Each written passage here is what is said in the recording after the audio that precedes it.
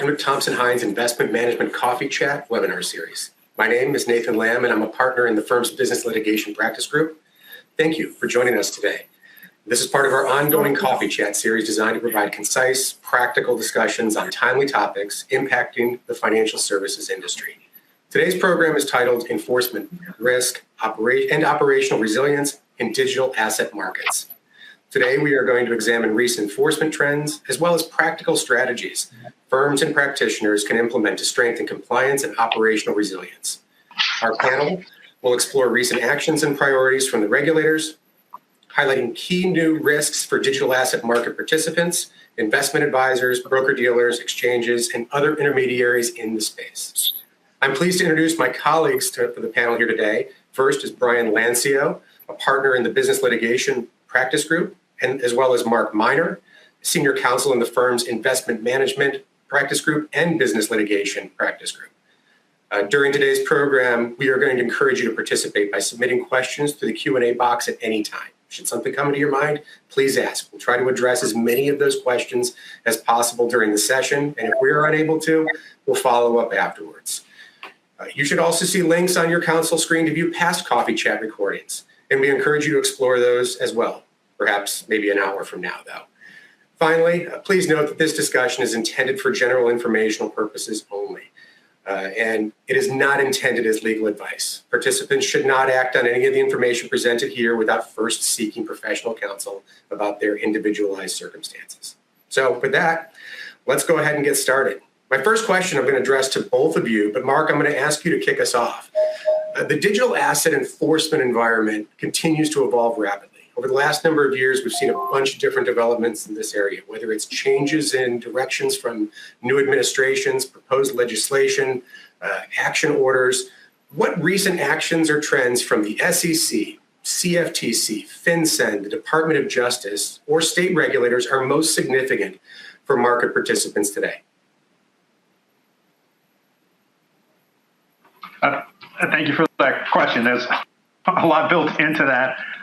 Let me start by saying that this market and area is moving and changing so rapidly that by the time we get off of our webinar here today, there's certainly more to digest.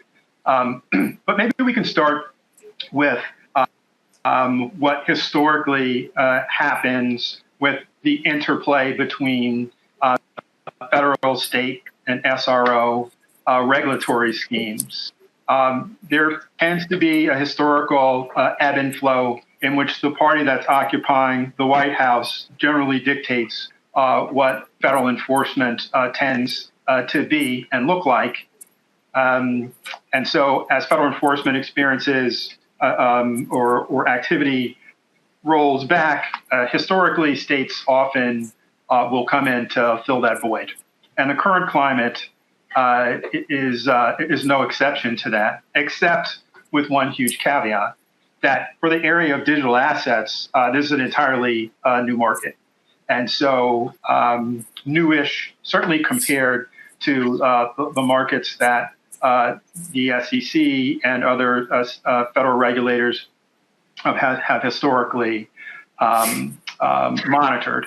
And so what we are seeing in this particular moment is what looks like in the White House is wind at the back of lots of parts of the digital assets industry. And so a glut really of rulemaking and proposed rules to help this industry mature and therefore become more regulated. We see that from an enforcement standpoint, there's been a significant rollback of federal enforcement actions. The SEC has seen a decline in the sheer number of people that are involved in the enforcement apparatus of the SEC, and we've seen a similar rollback of enforcement actions to have occurred as well. Interestingly, FINRA, which is obviously not a state actor, but an SRO, I think their enforcement is also down over 14% over the last year. although their disgorgements have stayed largely the same. If we look at industry participants like FinCEN and DOJ, with crypto, we've largely seen them conducting a lot of investigations in parallel. They took a few early actions, but since then have been rather quiet. This is understandable as there are many significant proposals and changes. I think they took one action at the end of 2025 against a peer-to-peer trading platform that was trading in digital assets. But even there, it was mostly for a failure to register as a money remitter and failing to supply necessary BSA reports. So a lot is still shaking out in that area. And of course, states we're seeing increasingly states stepping in where the federal apparatus creates a vacuum. Brian, anything to add to that discussion? Yeah, I would point out it does seem like one area where maybe there's alignment between the states and the federal regulators is, policing fraud in this space. That's should be no surprise. It's not going to go away. But there does seem to be alignment. When Mark talked about enforcement actions, just the raw numbers being down at the federal level, the ones that did make it through tend to involve, your classic trappings of fraud situations. And you see the same thing, I think, coming from the states. I think, the New York Attorney General just announced a settlement maybe a month ago in this space involving a significant, fraud situation. And, that's the sort of thing that's not going away. It's a continuing trend, and it doesn't seem to be particularly impacted by, shifting policy winds or the proposals that are, pending in a variety of different, rulemakings. And there's obviously legislative proposals at the federal level and a lot of different legislation going out, at the state level that would otherwise be and is, relevant to this industry. The other thing I thought I'd point out, which I found very interesting, is recently there does seem to be quite a bit of credit given for cooperation and remediation efforts that happen along the way. And I'll distinguish that from self-disclosure situations. There's obviously a lot of programs around self-disclosure that are being developed or retooled in the new environment.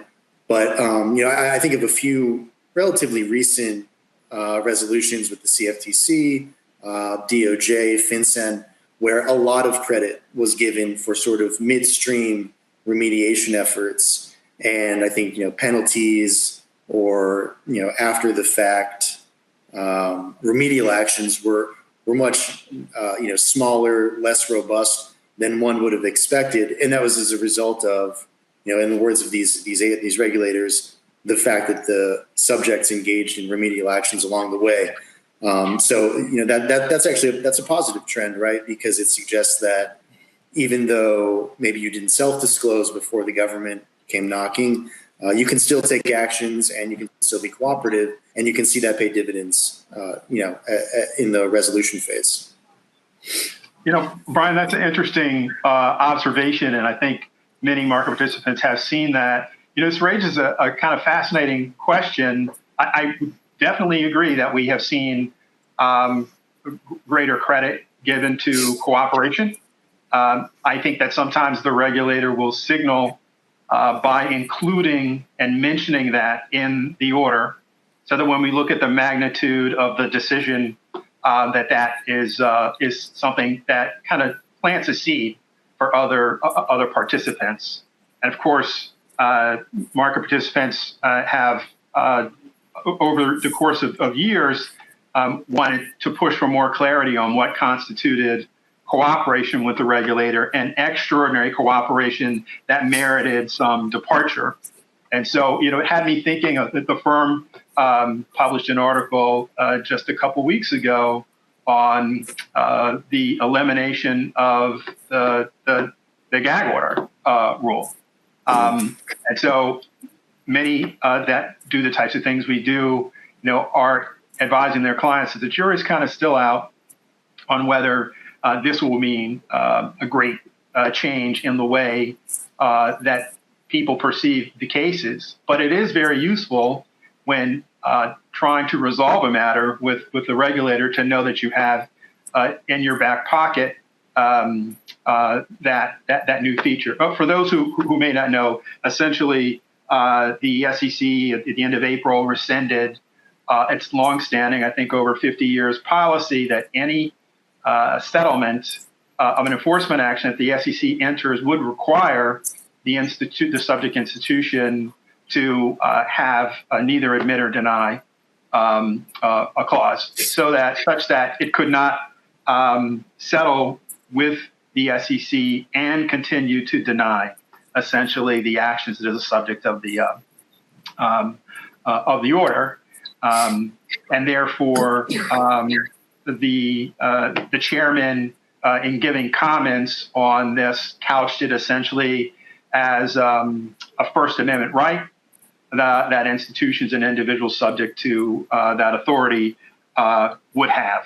Now, look, if you're trying to stay on the right side of the regulator, I don't know that our advice would be to go out and trash the settlement, right?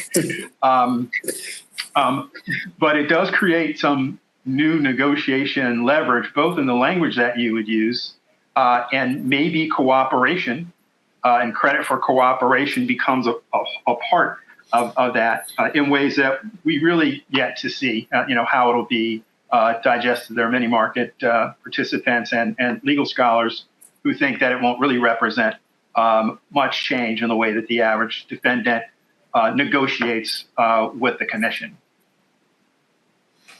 It's interesting. Let's see if we can drill down a little bit more on another subject here that's related to this. We talked in terms of the actions that you've seen being filed related to fraud. Outside of fraud, or maybe in addition to fraud, what common compliance, governance, or operational failures are regulators repeatedly identifying in enforcement actions involving now specifically digital assets? So, I'm happy to take a run at that.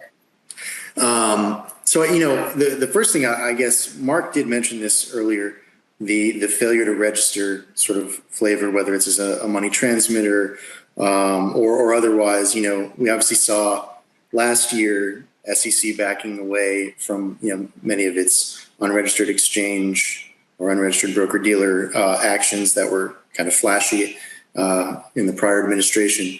But those types of violations, unfortunately, are still out there, and the regulators, they're not ignoring them by any stretch of the imagination. So there do continue to be failure to register issues. I think it's more on the FinCEN side of the equation with the money service businesses, money transmitters. That seems to be a little more prominent.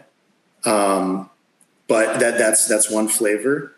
Another persistent issue, and it's consistent with policy priorities at the federal level, is around anti-money laundering compliance, and things from KYC to transaction monitoring, and filing your suspicious activity reports. I think there continue to be a lot of examination cycles that focus on those issues, and examination findings that focus on those issues. And they're more complex in the digital asset space, I think, particularly from the monitoring perspective and the KYC perspective, right? Part of, what some sort of, not tout, but, promote about the digital asset space and the blockchain technology underlying it, is the ability for anonymization but yet verification, and there's a tension there, of course, and it makes it difficult, I think, for even a solid compliance program to get its hands around the particularly, again, I would emphasize KYC obligations and knowing who you're dealing with. So I think AML compliance, that remains another focal point. I also think what is probably a growing trend, and I know it's important at the state level, is social media campaigns targeting retail investors, and then for manipulative purposes, and then how firms are monitoring that and how well they understand what's on their product list and what people are saying about those products and how they're being used. So compliance programs that fall short in integrating sort of external, off-chain data points from things like social media campaigns into their monitoring programs so that they can get a more holistic picture. Those continue to be cited by regulators as issues, and I expect that to be a focus in upcoming examination cycles. Mark, how about let's switch over to a somewhat different subject here. How are regulators evaluating whether a firm acted reasonably and maintained adequate controls versus engaging in intentional misconduct or reckless conduct or something that's more on the nefarious side of the conduct? Oh, look, that's a great question. I think we're going to continue to see an evolution of what the boundaries are for this particular asset class. For all of the debate on who should be regulating what and should it be exclusive jurisdiction of the CFTC or the SEC, one thing that a regulator can normally look back to is how these markets are particularly overseen. What's the supervisory apparatus that is reasonable? And so with a sector that is this fast moving, I think that there will be many questions raised on both sides about what is reasonable in this circumstance. Most on this call probably know that the test is not 100% all foolproof, bulletproof policies and procedures. The requirement is that the activity has to be, and the supervision has to be reasonably designed to prevent or detect a particular problem. And so as we are just adopting lots of these markets, I think that regulators will be thinking about these broadly. If recent regulatory pronouncements are any indication, in the most recent SEC Speaks, which takes place every spring, commissioners, really all of the commissioners were talking about the SEC's role as a disclosure regulator than rather a gatekeeper. And so a particular note was Commissioner Peirce, who probably didn't hurt, she is head of the agency's crypto task force, or maybe soon moving on from that, but affectionately known as the Crypto Mom, has consistently advocated for broader conceptual rules and to create greater access for crypto. And so I think that leaves a wide berth for the rules of the road that we would see. And so when you're asking the question about failures that might lead to enforcement actions, I think the first question is going to be, is it reasonably designed? With other iterations of new rules that are being rolled out, what we often see is that the first wave of regulatory action is to know and understand what's happening in the marketplace after a rule becomes solidified. And so there'll be some sweep or some exam to look for violations, but the consequences of those violations are not that great if they are rules of the road and they are reporting. To Brian's point, however, and your question, if it involves intentional or nefarious activity, I think that those are really going to be the low-hanging fruit. We already see that states have been willing to take these actions where the activity is volitional. Brian mentioned one New York case, at least the two New York cases that I'm thinking of, both in 2026, involved volitional activity in the crypto space. One was essentially a pump and dump scheme involving driving promotions to its crypto marketplace and then secretly selling tickets on selling off their tokens on the other side, right? And so there, the regulatory apparatus, focused on the fraudulent part of that activity. And another case involving crypto, there was a misrepresentation in the marketing of what the crypto platform was going to be utilized for, when it said that it was saving products, when in reality it knew and understood that it was making highly risky loans that were offshore, not in the U.S. And so the regulator noted that based on the internal communications, that what they represented outside was vastly different and therefore volitional. And so I think that this is going to continue to be kind of a moving market, and therefore what would be a reasonably designed policy or procedure to prevent violations is probably going to continue to move around for a while as well. Maybe we'll even get to talk a little bit about what we even do with predictive markets, which in some ways look very much like a trading, and regulators have lots of ideas and thoughts about what the future of that should be. Mark, I want to stay with you because we heard from Brian a few minutes ago talking about AML and KYC issues and some of the challenges that firms have related to those issues. From your perspective, maybe you can weigh in on that issue as well. What are some of the most significant AML and sanctions risks facing digital assets businesses today? Well, Brian actually already hit the nail on the head. At the very nature of this asset class has as a central feature anonymity. And so, from the very inception of this idea, the grandfather, Satoshi Nakamoto,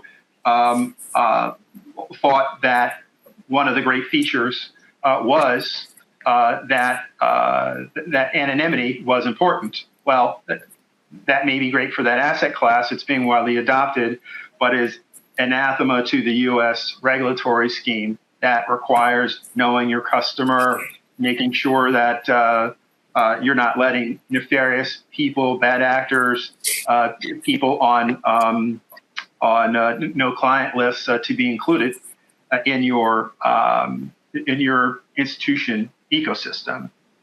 And so one of the first things that I think that we're going to continue to see, one major risk, is most institutions are risk averse, right? So they're going to look for those products and services where we are able to most easily attach identifiers. I think that regardless of how those products have developed outside of the United States, that in order to satisfy AML and BSA and other requirements in the U.S., they are going to have to be attached to an identifiable person or institution that can be investigated and scrutinized to make sure that the financial institution is staying on the right side of what it needs to.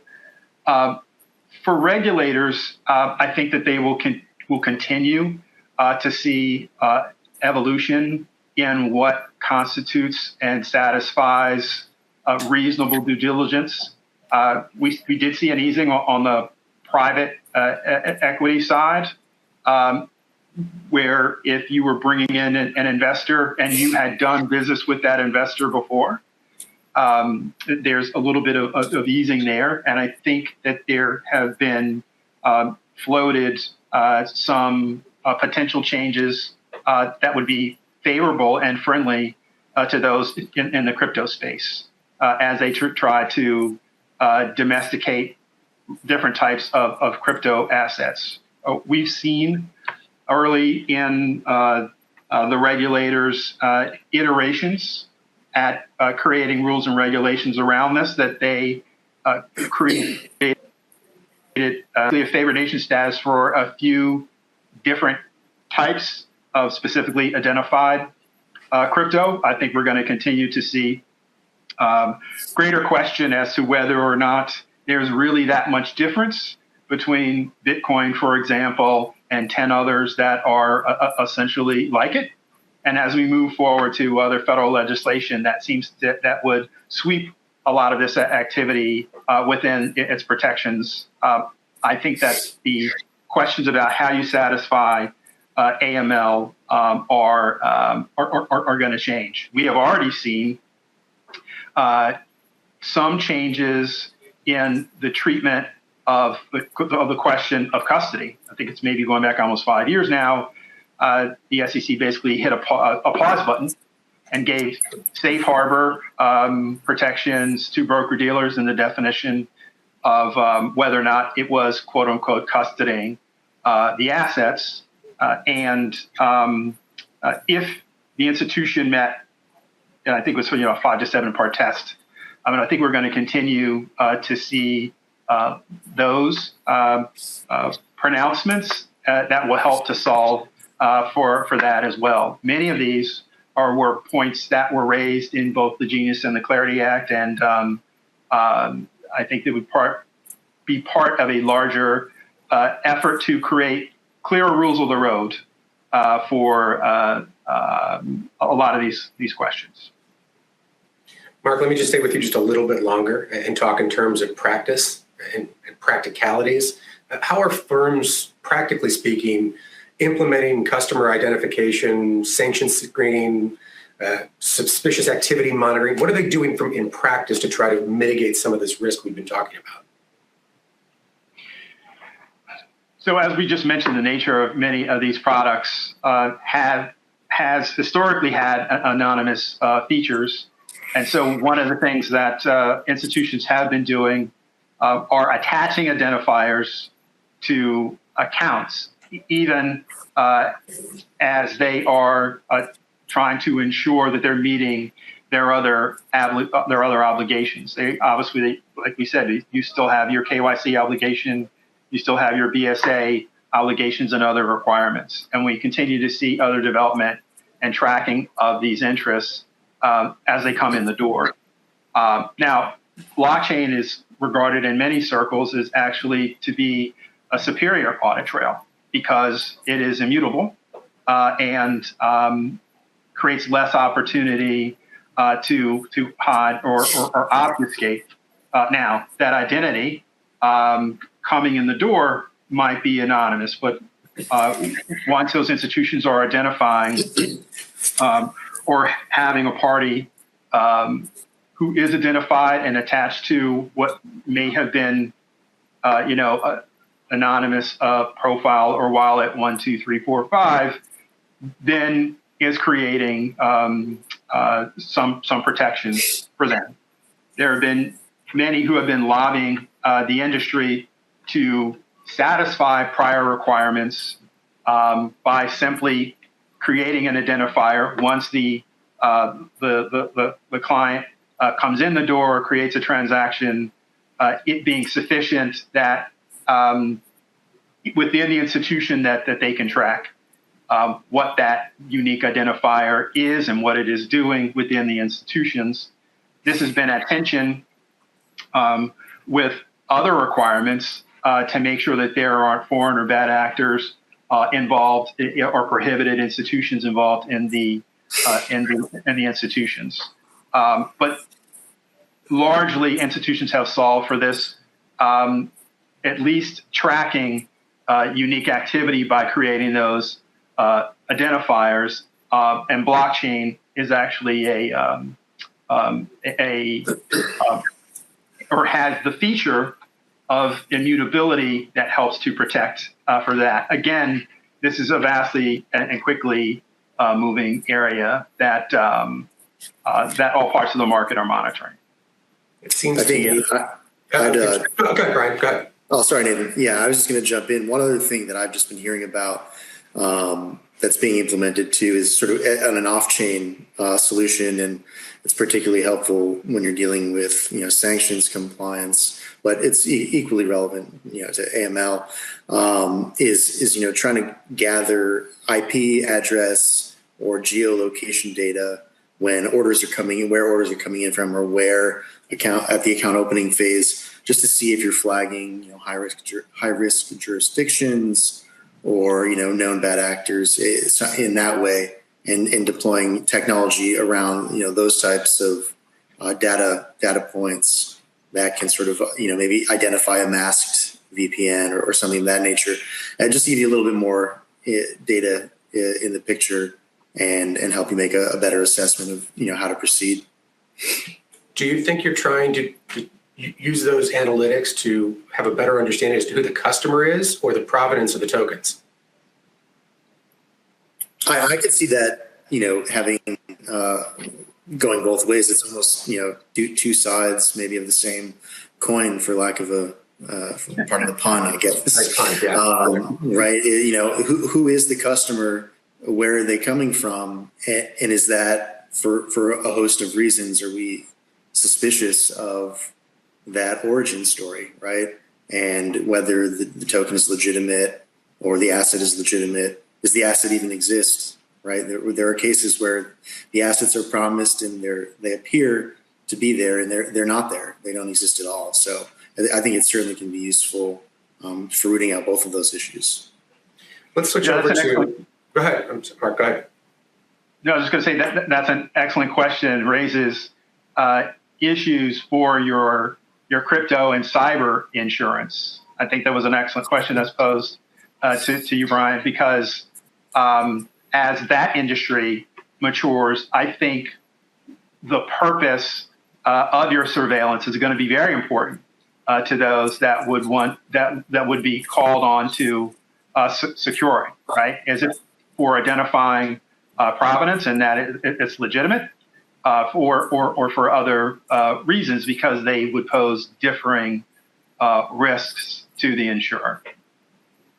Mm-hmm. Yeah, and that switches over to a subtopic related to this. Obviously, we've got in our country better guardrails in understanding how we're going to know your customer and what sort of things are available to us. As we move internationally, we have different challenges as to not only who the customers are, but where their tokens are coming from if they're trying to interact with us in stateside. So, Brian, I'm going to ask you, first off, the concept of the travel rule could probably use a little bit of education for everyone.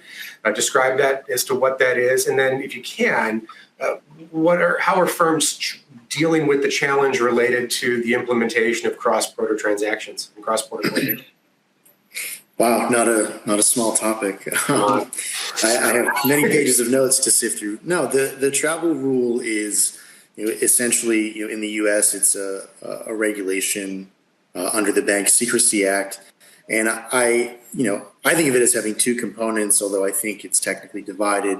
There's the record keeping component, and then there's the travel rule component, right? And what it is it's effectively when there is a transmission of money or funds or assets that's occurring from a domestic transmitter.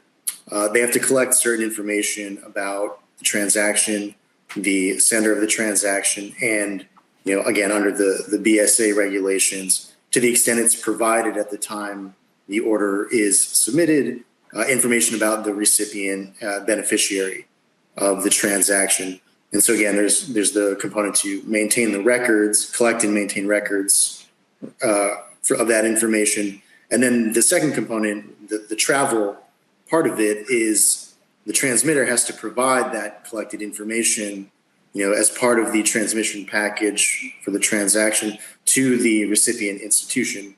And, if there are intermediary financial institutions that are, acting as a correspondent and they're going to be forwarding the transaction, then the obligation kind of moves along down that chain, that transactional chain, so that the data that's collected about the transaction ultimately and ideally is received by the end user, recipient institution.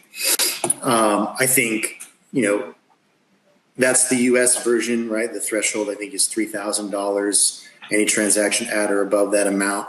There are proposals floating around to reduce that, to accept certain types of digital asset transactions, to set maybe differing threshold levels depending on the asset involved, the parties involved in the asset.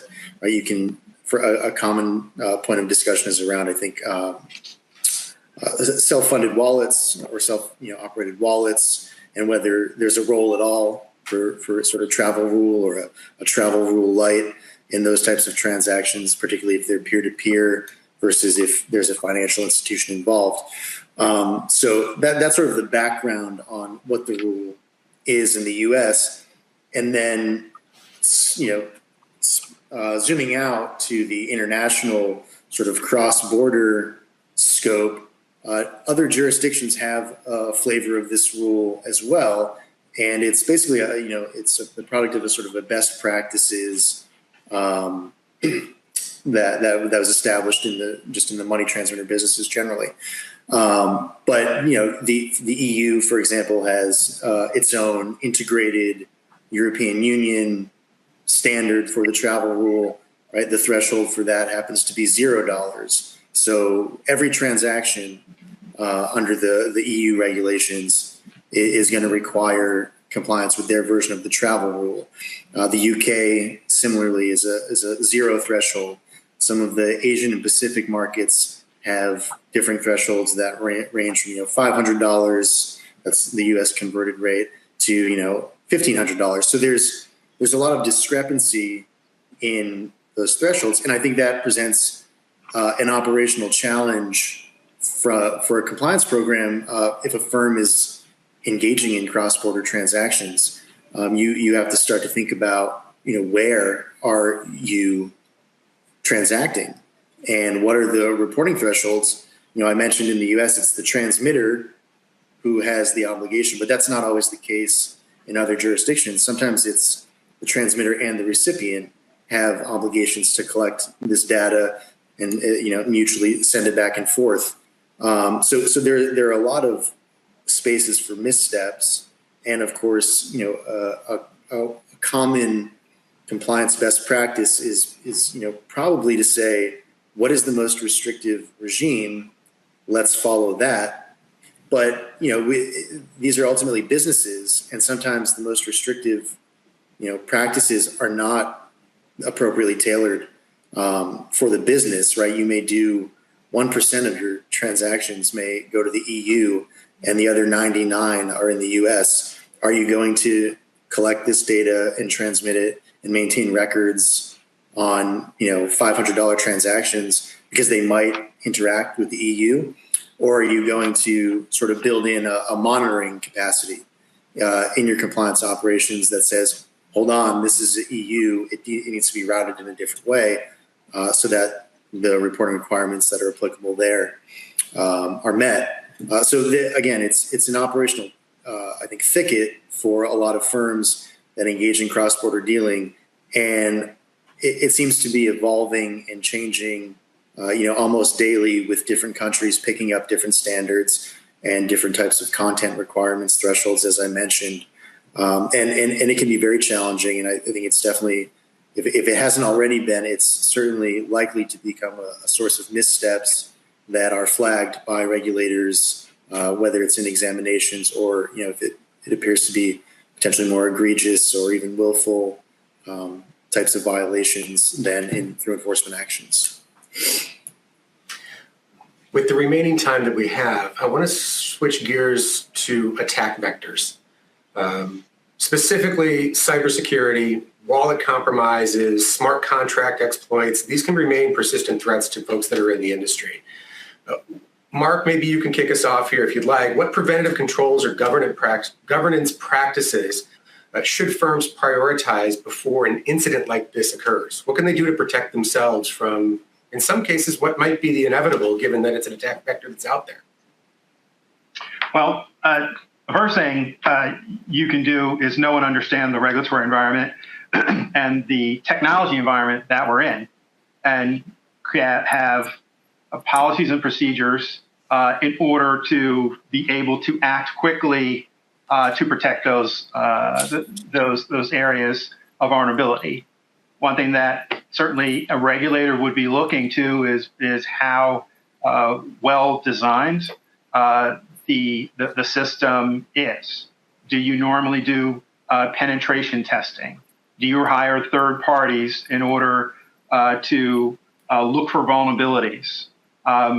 what qualifications have you required in vendors who protect the products in action? One interesting, I was talking a little bit about before about insurance years ago when I was talking to the chief technology officer of an industry-leading exchange, was finding that they believed that they understood the technology and the products and services faster than they were able to find any requirements. The particular regulator, was asking about them having crypto insurance. And they wanted that insurance whether or not it was related to some transaction or exchange, or even when the assets were in cold storage. And once they educated that there had been zero vulnerabilities and losses of assets in cold storage wallets, then they were able to get that removed. So some of this may involve, depending on the sophistication of the party, knowing and understanding what the regulatory understandings are. I think it's going to be more important than ever that your chief technology officer and your compliance apparatus and counsel apparatus are working in much closer combination with one another. I also think that you can reasonably inspect or anticipate that at some point that you will be the subject of some attack, whether that results in some intrusion or not. And so therefore, you would need to have adequate resources to go to. Lots of institutions have their, beyond their business continuity and normal reporting, their incident response reporting has already done due diligence to identify the parties with which they would engage. Here at the firm, we have definitely helped institutions while they were in the midst of some attack. If you look at a lot of preventive software that does surveillance, you actually see thousands of attempted penetrations of their sophistication during a day of some systems. They're constantly poking, and it's only a matter of before one of them one day finds some vulnerability.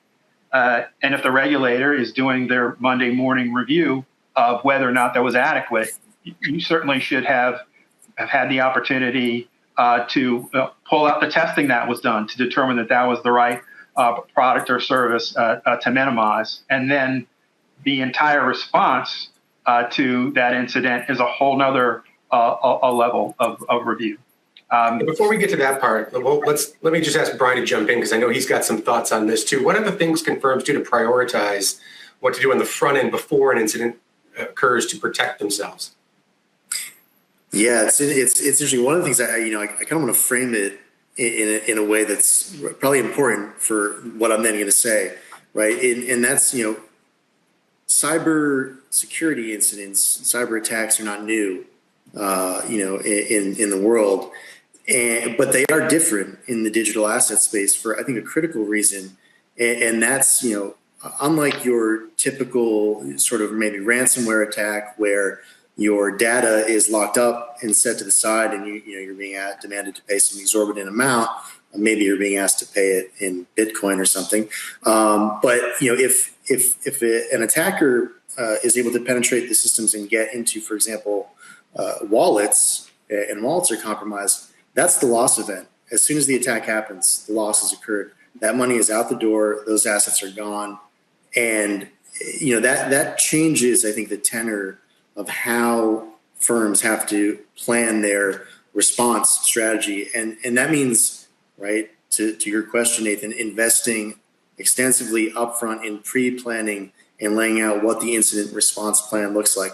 So Mark mentioned having, counsel, IT security, your vendors, your compliance personnel, executive leadership, all working closely together on a response. A good way, I think, to get your hands around that before it happens is to maybe game one of these out do I think a tabletop exercise where you simulate an attack, and what are we going to do in response? How we should have IT folks immediately deployed on taking containment measures. We've got counsel lined up, as Mark said, go-to counsel who have already been vetted, have the experience in the space to navigate and deal with responses and deal with the compliance component of that, the regulatory reporting components. So I think understanding the speed at which these attacks can happen and create loss will lead you to want to sit down with the key stakeholders and get everyone thinking about what we can do now and have laid out in a written incident plan with maybe some preset decision-making authority already delegated in very clear ways to allow responses to happen at minute one instead of hour 1, 2, or 3 when those assets are just long gone and there's no hope of recovery. Let's say that there is an attack and the attack is somewhat successful, but you have done a good job preparing for that attack. Mark, what should the first 24 hours look like in a properly mitigated type of an attack? What advice would you give to the audience in that spot? Well, I'll start by saying if you have policy and procedure, go to that policy and procedure and follow those policies and procedures. Again, they do not have to be perfect. They just have to be reasonably designed under the circumstances. And so let's start with the best case scenario, that you have a solid plan and you go to that plan. It seems like, just 8 years ago, there was a lot of hand-wringing about what to do with these incidents, including, who do we call first? Do we call IT resources? There is a demand for some payment, and that payment is in crypto, and they say don't call authorities. Should we call authorities? I think that the lessons learned is that, yes, you're one of the first things that you were doing is you're definitely reaching out to authorities. And there are 5 or 6 agencies who interface, depending on whether this is bank or non-bank activity or securities activity. All of them interface with FBI IC3.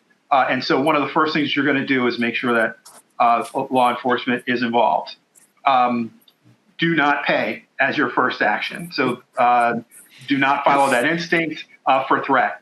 And so you don't follow the demand for the ransomware if it's a ransomware attack. And you have to preserve evidence. And so again, this is something, the protocols for preserving the evidence and the first 10 things that the FBI C3 is going to ask about, or your IT consultant is going to ask about, are preserving markers or breadcrumbs of identity. And so you don't want to be making this up in the middle of the crisis. And this is why it's important to have a tabletop exercise or work with your compliance consultant or law firm to help you do a cyber a risk audit so that you have these things in place. Number 3 is, in the preservation of evidence, you're going to identify what may have been compromised and what it appears has not been compromised. Sometimes the first level of review, what might be evident to an ordinary user of your platform, is not going to suffice. There are many types of springing and delayed traps and surveillance devices that are intended to mask normal activity and are still operating, beyond the screen that the typical user is looking for. This is why you need to have forensic capabilities come in to do that review. And then you want to segregate those sections of the business that seem to be affected. Many may have redundancies that are stored in physical security. Increasingly, we see redundancies that are deployed in the cloud only, and those changes will have occurred whatever the cadence of the update is, and you should get that last update. Say that's cloud storage, and that update happens, at 9 p.m. Your provider or your forensic review is going to require what those marks looked like before and after the incident to see whether or not there may be some Trojan horse aspect to the thing that you believe you're just now seeing on that day. And make sure that you are hiring a competent third-party vendor to do this. It's worth noting that New York has been very involved in this space for a while. If you're not familiar with the New York Cyber Reg, it talks about all the due diligence that would be required to ensure the protection of customer assets and information. If your review is not a ransomware attack, there are other areas and special units both within federal banking or state banking and the SEC or FINRA or the COTC that should be notified if you believe that you have been subject to some a cyber attack. And then, of course, there are any number of consumer requirements if you have determined that that attack may have captured any personally identifiable information, even outside of a risk or access to the actual assets of your customers. And there are requirements for when those notifications need to be made. And that is unique patchwork that involves not only your federal regulator, but if you happen to operate your business in any number of states, there are extra requirements on top of those requirements in California, in Arizona, in Illinois, Massachusetts, and some others where there are super notification requirements relating to the violation and of customer information, or particularly personally identifiable information. Brian, he mentioned just a moment ago there are some notice requirements to regulators if you're the victim of a cyber attack of some kind. Generally speaking, can you talk a little bit about what the regulatory risks might be as the victim of one of these, how the regulators or courts are looking at those types of situations? Sure. I mean, I think, I'll piggyback off of what Mark said. First of all, you have to, if you're subject to a notice requirement, you need to understand the notice requirements that you're subject to, and that varies by jurisdiction. There are federal disclosure requirements from various agencies, right? And then there are the states, as Mark mentioned. So knowing that you're subject to them and then making the required disclosures, you're obviously going to have a problem if you don't make a required disclosure or notification that you were required to make. So that's the simple one. I think, if we want to go a little further and look at, how are maybe some more creative situations where you may become liable or responsible as a result of being a victim, or maybe as a result of some sort of misuse of your systems in a way that they weren't intended to be. I think there's some interesting developments particularly in the digital asset space, and particularly around sort of the decentralized and the smart contract protocol products. And what those are starting to crystallize around, it seems, is the level of control that the developer or protocol provider maintains post deployment, and their level of knowledge about how these protocols or if it's an asset, how the asset is being used. And at the end of the day, I think the Fifth Circuit a couple of years ago sort of teed this up very nicely in the immutable versus mutable smart contract definitional debate, and basically held that an immutable contract where the developer had no ability to influence or control the protocol post deployment, it doesn't count as property, right? The issue in the case is whether it's property for purposes of an IEPA sanctions violation. It didn't count as property for the protocol developer because they couldn't change it. They couldn't exercise any control over it. And it didn't have any of the hallmarks of property. So that's a dividing line. The flip side of that is developers that retain, governance tokens or the ability to push upgrades or to stop a protocol during performance, press pause, those sorts of indicia of control.